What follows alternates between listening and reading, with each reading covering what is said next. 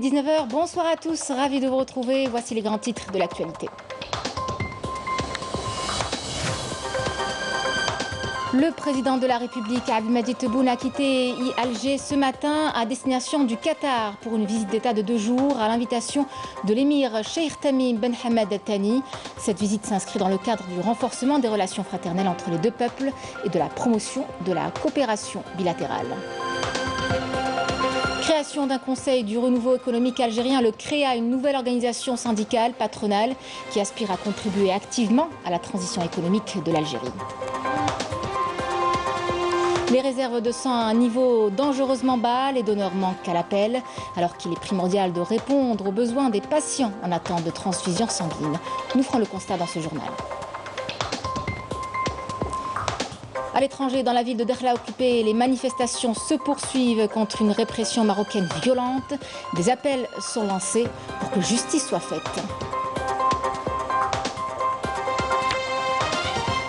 Et on terminera avec des sensations fortes et les amateurs d'escalade, une passion qu'ils sont de plus en plus nombreux à partager. Nous vous y emmènerons.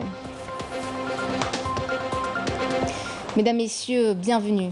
Je vous en parlais en titre, le président de la République, Abdelmadjid Tebboune, a quitté Alger ce samedi à destination du Qatar pour une visite d'État de 2 jours à l'invitation de l'émir Cheikh Tamim Ben Hamad Al Thani. Cette visite s'inscrit dans le cadre du renforcement des relations fraternelles entre les deux peuples frères et de la promotion de la coopération bilatérale en consécration des relations solides et séculaires unissant les deux peuples et les dirigeants des deux pays. Abdelmadjid Tebboune aura également à participer au 6e sommet des chefs d'État et de gouvernement du Forum des pays exportateurs de gaz prévu à Doha.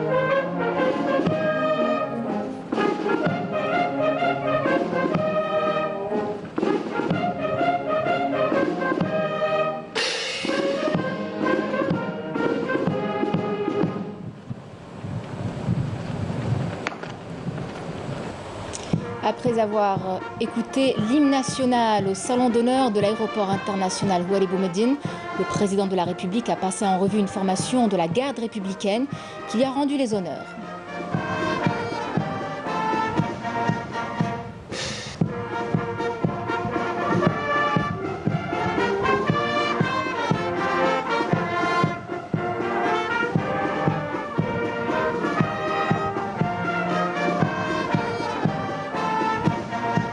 Le chef de l'État a été salué à son départ par le Premier ministre Ayman Ben Abdelrahman, le général de corps d'armée, chef d'état-major de l'armée nationale populaire Saïd Changriha, ainsi que le directeur de cabinet à la présidence de la République Abdelaziz Khelaf.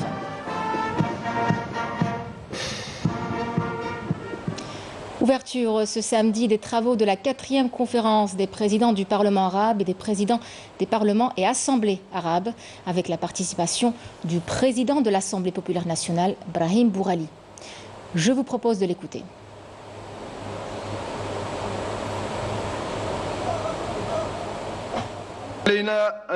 Il est impératif aujourd'hui de renforcer notre coopération et de mettre à jour notre stratégie commune afin de l'adapter aux défis de l'heure pour garantir la paix et la sécurité à nos nations et afin que nos positions soient entendues sur fond d'accélération des événements sur la scène internationale et de lutte entre les grandes puissances. Monsieur le Président, comme vous le savez, mon pays aura l'honneur d'accueillir un événement important qui est le 31e sommet arabe avant la fin de cette année. Et dans ce contexte, je le rappelle, le président de la République, Abdelmadjid Tebboune, avait affirmé que ce sera un sommet unificateur et fédérateur des pays membres afin de consacrer la solidarité arabe et poursuivre les réformes initiées au niveau de la Ligue arabe et sa méthodologie de travail, ce qui donnera plus de crédibilité et permettra plus de conformité avec les exigences du renforcement de l'action arabe commune.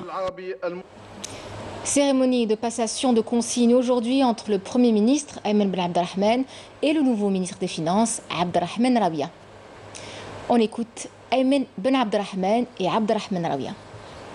Je demande à chacun et à chacune d'entre vous d'appuyer et de soutenir le ministre des Finances dans la concrétisation et la finalisation de tous les projets en cours, notamment pour ce qui est de la numérisation du secteur des finances, avec toutes ses composantes, les administrations des douanes, des impôts et des domaines, ainsi que pour ce qui est du système relatif à la gestion du budget. Et c'est pour cela que nous avons créé une direction générale de la numérisation et un système d'information économique et financier. Le premier défi est donc celui de la numérisation et celui du système d'information. D'autres défis vous attendent et nous nous entraiderons afin de les relever.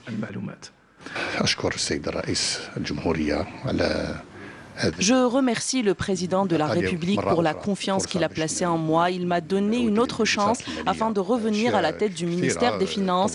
Beaucoup de défis nous attendent et notre mission est de mettre tout en œuvre afin d'améliorer le service public au profit du citoyen. Il nous incombe également de faciliter et de fluidifier les procédures au profit des opérateurs économiques afin qu'ils puissent activer en toute confiance.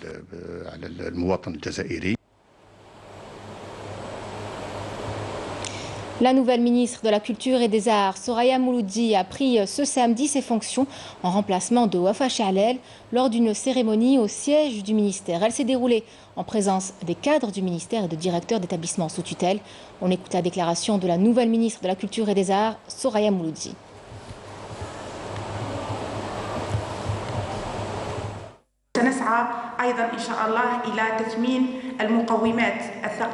Nous allons mettre en place une feuille de route afin d'instaurer une culture participative et dynamique et œuvrer à valoriser notre culture dans toutes ses expressions, matérielles, immatérielles et populaires. Nous accorderons également un intérêt particulier à l'entrepreneuriat culturel, car la culture est un pilier important de l'économie nationale.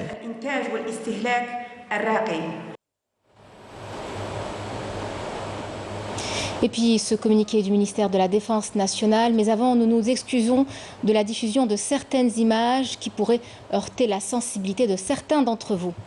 Dans le cadre de la lutte antiterroriste et en continuité des efforts des forces de l'armée nationale populaire qui visent à éradiquer le phénomène du terrorisme de notre pays et grâce à l'exploitation efficiente de renseignements, des détachements de l'ANP ont abattu dans la matinée de ce samedi 7 terroristes suite à une opération de fouille et de ratissage menée au niveau de la forêt de Ouadoudouar, commune de Benizid, Daïra de Kolo, dans la wilaya de Skikda en 5e région militaire. Cette opération, toujours en cours, a permis de récupérer 6 pistolets mitrailleurs de type Kalachnikov, un fusil de lunettes, des quantités considérables de munitions, des moyens de communication ainsi que des vêtements, des médicaments et d'autres effets. Selon ce même communiqué du MDN, cette opération de qualité vient consolider la dynamique des résultats positifs réalisés par les différentes unités de l'ANP et confirme une fois de plus le haut degré de vigilance et de disposition permanente pour mettre en échec toute tentative visant à nuire à la sécurité et à la stabilité du pays et en la détermination de nos forces armées à traquer ces criminels et leur élimination, où qu'ils soient, à travers l'ensemble du territoire national. Création aujourd'hui du Conseil du renouveau économique algérien, le CREA, un nouveau syndicat patronal qui aspire à contribuer activement à la transition économique de l'Algérie. Une initiative de dirigeants d'entreprises nationales publiques et privées. Il s'agit non seulement d'un acteur important dans notre économie, mais aussi d'un outil de promotion de l'Algérie. Emel Bouarba. Une nouvelle organisation syndicale patronale est née. Il s'agit du Conseil du renouveau économique algérien CREA. Objectif, contribuer à la transition économique de l'Algérie. Élu président du CREA pour un mandat de 3 ans, Kamel Moula, directeur général des laboratoires Vénus, a souligné que la création de ce patronat fait suite à la volonté ferme du président de la République d'établir un climat des affaires serein et attractif. En témoignent les dernières décisions prises pour la relance économique. Il fallait se regrouper pour porter une seule voix et en même temps, c'est pour qu'il y ait l'intérêt général qui prime. Par rapport aux 70 chefs d'entreprise et par rapport aux sociétés privées et publiques, moi je pense qu'on fera en sorte et j'espère qu'on sera écouté. C'est pour ça qu'on est là justement. Donc on a répondu un peu à des messages qui ont été lancés pour la société civile et c'est pour ça qu'on s'est formé justement. Nous avons un peu plus d'une vingtaine d'entreprises publiques et aussi environ 60 entreprises privées. Les Lyoum Jao se sont mobilisés autour d'un même objectif, contribuer à la relance économique, contribuer justement au développement économique et à la création justement d'emplois et de valeurs Fibletna. Entreprises publiques et privées, start-up et entrepreneurs engagés ont fait le choix de se fédérer pour créer ce conseil. Nous saluons la création de ce syndicat, justement en tant qu'acteur dans le domaine agroalimentaire en Algérie et dans le domaine de production. Donc nous saluons cette création de syndicat. J'espère que ce sera encore une fois un bon porte-parole pour toutes les problématiques de notre secteur. Le Conseil, c'est un espace de concertation et de partenariat avec les autorités publiques, étant donné que M. le Président il a donné le cap que l'année 2022, ça sera l'année de décollage économique. Nous pensons pouvoir apporter notre contribution pour accompagner les projets de création de valeur, de création d'emplois et de création de richesses. Ce nouveau syndicat, c'est une première où il y a un partenariat étatique et privé. Donc, Inch'Allah, on attend beaucoup de choses pour régler les soucis de tous les investisseurs dans tous les domaines et avoir un interlocuteur avec les pouvoirs publics. Surtout, c'est pour relancer l'économie algérienne. C'est des gens professionnels dans différents secteurs. Ils regroupent tous les secteurs privés et même étatiques. Le CREA se veut ainsi une force de proposition et d'action afin de relancer l'économie nationale, tous secteurs confondus. La levée des restrictions sur les projets d'investissement suspendus concerne aussi le secteur du tourisme. À Tarit, l'une des régions les plus attrayantes du sud algérien, des investisseurs ont pu avancer dans leurs projets et augmenter leur effectif. Sofiane Hamoudi. Tarit l'enchanteresse, un qualificatif qui lui va comme un gant, tant cette destination touristique fascine par ses atouts innombrables. Située à 90 km au sud de Béchar, l'une des plus belles oasis du Sahara algérien, attire touristes et investisseurs. Plusieurs opérateurs nationaux ont formulé des demandes pour y investir. Beaucoup de projets ont déjà vu le jour. Nous avons enfin pu avoir notre permis d'exploitation, ce qui nous a permis d'ouvrir nos portes aux visiteurs. Ce projet est une véritable plus-value pour la région, avec la création de 100 postes d'emploi. Avant que ces structures d'accueil ne soient réalisées, il n'y avait pas de travail. Aujourd'hui, la ville est en train de changer à vue d'œil et beaucoup de postes d'emploi sont créés. Ces infrastructures nous ont permis de trouver du travail dans le domaine du tourisme. La levée des obstacles administratifs et bureaucratiques a permis à cet investisseur privé, à l'instar de beaucoup d'autres, de commencer son activité. Dans le cadre de la levée des obstacles décidés par le président de la République dans tous les secteurs, et bien évidemment dans le secteur touristique, aujourd'hui, nous sommes heureux de voir ce projet que je qualifierais de véritable bijou voir le jour dans la wilaya de Béchar et dans la commune de Tarit en particulier. 40 000 touristes et visiteurs locaux et étrangers ont séjourné à Tarit en décembre dernier. L'entrée en service progressif de ces infrastructures hôtelières et touristiques permettra de régler définitivement le sempiternel manque enregistré en matière d'hébergement. La formation dans les différents métiers du tourisme attire de plus en plus de jeunes. Il faut dire que la demande sur une main-d'œuvre spécialisée dans le domaine n'a jamais été aussi forte. L'exemple ce soir dans un centre de formation professionnelle à Alger. Yasmine Messoudi. Le secteur du tourisme attire de plus en plus de jeunes. Dans ce centre de formation professionnelle situé à Ben Aknoun à Alger, ce ne sont pas moins de 2000 stagiaires qui ont bénéficié d'un apprentissage dans le domaine de l'hôtellerie et de la restauration. C'est bien, nous avons choisi cette spécialité pour tenter de développer le secteur du tourisme en Algérie. Les cours sont similaires à ceux dispensés dans les grandes écoles de tourisme. Mon cursus dure 30 mois. J'ai commencé en 2019. Nous avons cours tous les jours de 8h à 16h avec des petits stages pratiques en dehors de l'institut. Parfois des pratiques. J'ai choisi la gestion des ressources humaines, c'est une spécialité très intéressante qui a plusieurs débouchés. Nouveauté cette année, l'art culinaire et le marketing touristique s'ajoutent aux spécialités dispensées à l'Institut afin de répondre à la demande du marché de l'emploi avec un secteur en plein essor et une capacité d'hébergement nationale en constante augmentation. L'art culinaire, il touche plusieurs spécialités. La boucherie, la pâtisserie, le service flassal et la technologie bien sûr. Nous proposons plusieurs modules, notamment création et gestion d'une agence de tourisme et de voyage, l'hôtellerie, la gestion hôtelière, etc. Le cursus se déroule sur 5 semestres, dont 4 théoriques. Pour s'inscrire, c'est simple, il suffit d'accéder à la plateforme de la formation professionnelle ou bien se présenter personnellement muni de son dossier. La première étape, c'est l'inscription sur la plateforme. Certains stagiaires ont eu des difficultés pour y accéder. Nous prenons cela en considération et nous nous chargeons de le faire à notre niveau. C'est un institut qui se charge de former des techniciens de haut niveau. C'est une formation destinée aux personnes ayant un niveau 3e année secondaire, toutes filières confondues. Nous avons obtenu des promesses de recrutement pour nos stagiaires de plusieurs grands établissements hôteliers. Une formation de qualité qui vise à hisser vers le haut le niveau des prestations et de professionnalisme dans le secteur. Santé et Covid-19, l'Algérie enregistre une nouvelle et importante baisse du nombre de contaminations. Le dernier bilan établi par le ministère de la Santé fait état de 251 nouveaux cas, 221 guérisons et 7 décès malheureusement à déplorer. La vigilance reste de mise malgré cette tendance baissière. Une situation sanitaire à l'origine du niveau alarmant des réserves de sang qui est dangereusement bas. Une pénurie qui met en danger la vie de nombreux malades. Les médecins et les bénévoles tirent la sonnette d'alarme. Le constat avec Walid Yousfi. Il est midi. Abdallah a profité de sa pause déjeuner pour faire un don de sang à l'hôpital de Bab el-Oued.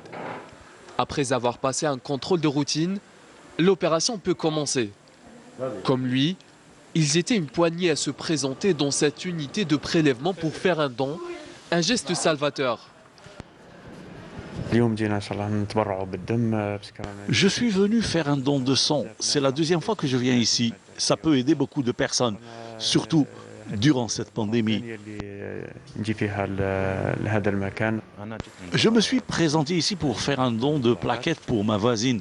Elle est hospitalisée et elle a besoin d'une transfusion. Je suis venue faire un don de sang. Non, c'est bénévolement. Je le fais bénévolement, sans occasion particulière, sans raison particulière. Un geste qui malheureusement se fait de plus en plus rare ces derniers temps. Avant le début de la pandémie, cette unité de prélèvement accueillait entre 700 et 800 donneurs par mois. Aujourd'hui, pour la même période, ce nombre ne dépasse pas les 500 personnes en moyenne. C'est-à-dire qu'on n'a pas assez de donneurs. Ça veut dire qu'on est en crise de donneurs en quelque sorte. Et selon vous, c'est dû à quoi? C'est dû au Covid en quelque sorte. Les gens, ils ont peur. Parce que par rapport au Covid, il va se dire peut-être si je vais me déplacer au niveau de l'hôpital, peut-être je vais attraper le Covid. Toute la réflexion, elle est sur la pathologie Covid, sur la maladie Covid, par rapport au don de sang. Ça veut dire que le don de sang, il est devenu le dernier souci de nos citoyens. Résultat, une baisse de poche de sang au niveau national d'au moins 50%. Dans cet hôpital de Bab el-Oued, les réserves sont presque épuisées. Les médecins tirent la sonnette d'alarme. Donc là, je lance un appel aux dons de sang. Vous venez comme, c'est-à-dire vous venez donner votre sang, parce qu'il y a beaucoup de malades qui ont besoin de sang, de ce don-là. C'est des malades qui sont en train d'attendre et il faut que les gens comprennent que, c'est-à-dire il ne faut pas avoir cette peur du Covid, parce qu'on a pris toutes nos mesures pour que le donneur soit protégé. J'encourage vivement toutes les personnes jeunes, aptes à se faire prélever, à donner de leur sang pour aider tout le monde. Leur entourage, parce que tout le monde pourra avoir besoin de sang à un moment donné de sa vie et toute personne saine et bien portante, en bonne santé, peut le faire. Pour cela, il vous suffit de vous munir d'une pièce d'identité et de vous présenter à l'hôpital de votre choix. Une opération qui dure entre 7 et 10 minutes et qui permettra de sauver de nombreuses vies. Dans l'actualité à l'étranger, dans la ville de Dakhla occupée, les manifestations se poursuivent contre la répression marocaine. Après l'assassinat d'un citoyen sahraoui, des appels sont lancés pour que justice soit faite. Balim Damis. L'Habib Agreichi est la dernière victime de la répression marocaine dans les territoires sahraouis occupés. Porté disparu dans des circonstances suspectes depuis le 7 février dernier, ce citoyen sahraoui a été retrouvé mort 10 jours plus tard.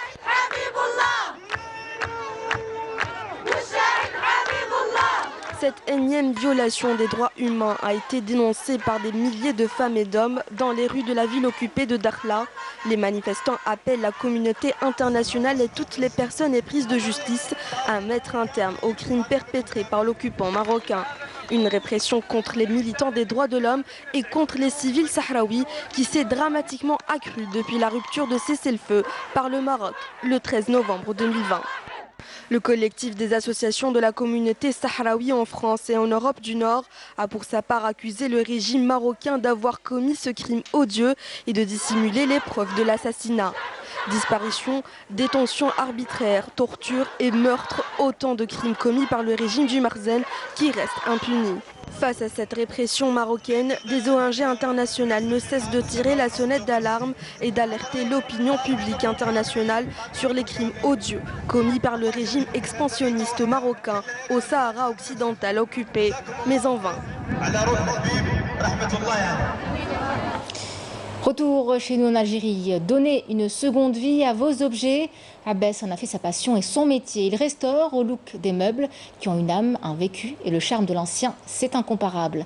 Notre journaliste Samia Bouareour a été à sa rencontre. Reportage. Relooker, donner une autre vie aux meubles jetés ou anciens pour en faire des pièces uniques est la passion de Abbas, ingénieur de formation qui exerce ce savoir-faire depuis son jeune âge. Un métier dans lequel il a pu se perfectionner au fil des années. J'ai commencé le bricolage très jeune grâce à mon père. Et la première chose que j'avais réparée, c'était mon vélo. Oui, je restaure d'anciennes pièces, comme cette chaise par exemple, qui appartient à une cliente. C'est un souvenir de son grand-père qui possédait un café à l'époque. Et quand elle a vu le résultat, elle avait les larmes aux yeux. Et c'est ça mon bonheur. Valoriser ainsi des meubles usagés en les transformant en de nouveaux objets design, une tendance et une culture qui commence à prendre de l'ampleur chez nous, d'après notre artiste, notamment pendant le confinement. Aujourd'hui, les gens ne jettent plus leurs anciens meubles. Ils les recyclent souvent. Surtout, depuis le confinement, la culture de recyclage s'est beaucoup développée. C'est ce que j'ai constaté en tout cas à travers les groupes de recyclage sur les réseaux sociaux. Moi, c'est ce que j'ai fait pendant cette période. La valeur sentimentale et historique des pièces, premier critère sur lequel Abbas mise avant de restaurer ou de relooker un objet, en se basant sur des recherches. Il y a une différence entre la restauration d'un objet et le relooking.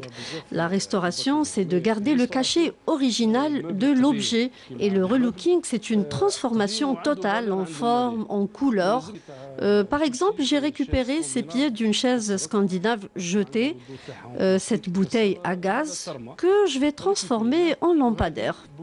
C'est une création. À travers sa passion, Abbas fait beaucoup d'heureux grâce à sa touche et son génie créatif. On vous emmène pour terminer sur les hauteurs d'Alger pour un grand bol d'air en pleine nature, dans la forêt de Baïnem, où les rochers sont prisés par les amateurs d'escalade. Des sensations fortes, une passion qu'ils sont de plus en plus nombreux à partager. C'est Ariles Oulthamouda qui nous y plonge. Nous sommes sur les hauteurs d'Alger, précisément à la forêt de Baïnem, El-Hammamat, l'un des poumons de la capitale.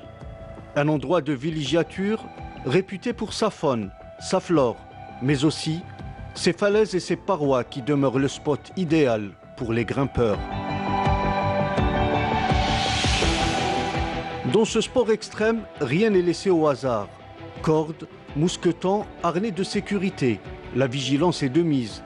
Le moindre faux pas peut coûter cher aux grimpeurs. Hussein grimpe en tête, tandis que Farouja et Abdelrahim se préparent pour grimper en moulinette avec Iles et Mehdi comme assureurs. En tant qu'encadreur, je mise tout sur la sécurité et j'essaie d'inculquer les bonnes pratiques d'escalade aux nouvelles personnes, surtout par rapport aux gestes de base qu'il faut faire pour assurer sa propre sécurité. Parce que, pas comme les autres disciplines, l'escalade, nous sommes sur un rocher, donc c'est un terrain assez rude. Et le moindre faux pas en termes de sécurité peut coûter la vie des personnes. Et nous faisons tout pour revenir à la maison sain et sauf. On est ici en collaboration entre deux clubs, le club MSM avec Morion. Ce sport a l'avantage de nous réunir. Il y a une grande entraide entre les différents clubs dans le territoire national. On est là, on est en cohésion entre les clubs, qu'on soit réunis par cette passion qui est très peu répandue dans ce pays, mais qui est très dommage d'ailleurs. Mais ce qui est bien, c'est qu'on est là, même entre les clubs, on est entre amis. Donc on se partage les spots, on se partage tout ce qui est connaissances, tout ce qui est matériel. Donc c'est vraiment comme une petite famille. Avec l'altitude vient le plaisir du vide. Cette sensation enivrante de le vaincre et de le maîtriser. Ça fait 22 ans que je pratique cette discipline. Je l'ai découvert en étant étudiant. Alors c'est une sensation unique parce que en fait, c'est une discipline où le seul adversaire, c'est la montagne. Donc on est là, on défie la montagne, on défie la difficulté de l'ascension de cette montagne. Donc ça m'a permis de connaître des personnes formidables dans ma vie. Avec la réouverture des salles de sport, Mehdi Baissa et ses amis comptent profiter avant l'arrivée de l'été pour initier dans leurs clubs respectifs un maximum de personnes et les convaincre qu'on peut grimper sereinement la tête dans les nuages. C'était le journal de la rédaction. Merci de l'avoir suivi. Prochain rendez-vous de l'information demain midi avec Amina Zehouf. Excellente soirée à tous.